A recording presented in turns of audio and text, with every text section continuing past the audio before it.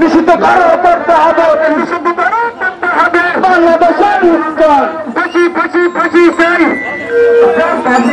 জিল্লাতিসের ফাঁসি চাই, ফাঁসি ফাঁসি ফাঁসি চাই, জিল্লাতিসের ফাঁসি চাই। ইসলাম তুই জঙ্গি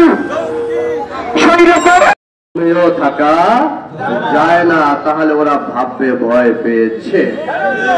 আমরা মুসলিম যদি ভয় পাই না, একজন অমর সারা পৃথিবী শাসন করেছে, সেই অমরের উত্তরসূরি আজও বাংলাদেশে আছে, ঠিক কিনা? বাংলাদেশ বর্তমান সরকারকে আহ্বান জানাবো, সংক্ষেপ কথা, ইসকন সংগঠন এটা কোন রাজনৈতিক সংগঠন নয়, ইসকন সংগঠন এটা কোন ধর্মীয় সংগঠন নয়, ইসকন সংগঠন হল জঙ্গিবাদের সংগঠন, ইসকন সংগঠন হল গুণ খুনের সংগঠন, ইসকন সংগঠন হল বিগত প্রেসিডেন্ট সরকারের একটি অঙ্গ সংগঠন।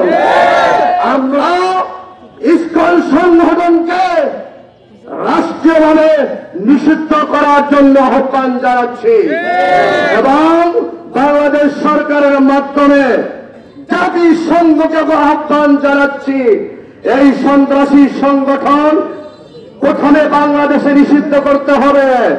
যদি নিষিদ্ধ করা না হয়, এই সংগঠন আস্তে আস্তে করে যেহেতু সন্ত্রাসী সংগঠন, এই সন্ত্রাসী সংগঠনের শাখা উপশাখা সারা পৃথিবী ছেয়ে যেতে পারে।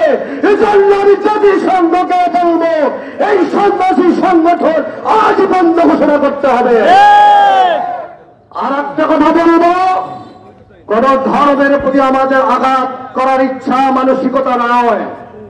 আমরা মুসলিম জাতি, আমরা আদর্শ নিয়ে চলি, আমরা মুহাম্মদুর রাসূলুল্লাহ সাল্লাল্লাহু আলাইহি সাল্লামের আদর্শ ধারণ করি, যার কারণে পৃথিবীর বিভিন্ন আনাচে কানাচে আমার মুসলিম বোনকে ধর্ষণ করা হয়। আজ পর্যন্ত বাংলাদেশের রেকর্ড নাই কোন অমুসলিম বোনকে ধর্ষণ করা হয়েছে। বিভিন্ন দেশে আমার পার্শ্ববর্তী রাষ্ট্র সহ বিভিন্ন রাষ্ট্রে আমার মুসলিম ভাইদেরকে হত্যা করা হয়। আমরা জেনে শুনে আমরা বাংলাদেশে কোন অমুসলিমকে হত্যা করি নাই, ঠিক কিনা? এর মাধ্যমে প্রমাণিত হয়ে যায় বিশ্বনবীর উম্মতরা, বিশ্বনবীর নেতা তার কর্মীরা কোনদিন সন্ত্রাসী করে না। আজকে আমার অত্যন্ত আনন্দ লাগে, এখানে দল মত নির্বিশেষে সকল পেশা শ্রেণীর মানুষ ঐক্যবদ্ধ হয়ে এখানে এসেছে।